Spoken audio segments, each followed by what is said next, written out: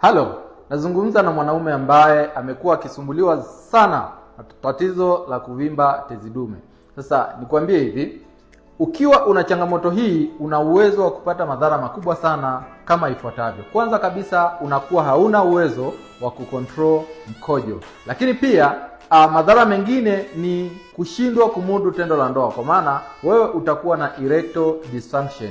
Changamoto zingine kubwa zaidi, una uwezo wa kupata kidney disease, kwa maana ya magonjwa makubwa ya figo. Lakini kuna option pia ya kupata changamoto za mifupa ambazo tunasema ni osteoporosis.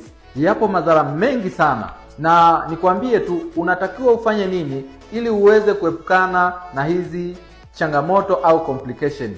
Tibu sasa changamoto ya tezi dume, ila tu usifanyiwe upasuaji, kwa sababu madhara yatokanayo na upasuaji ni makubwa zaidi.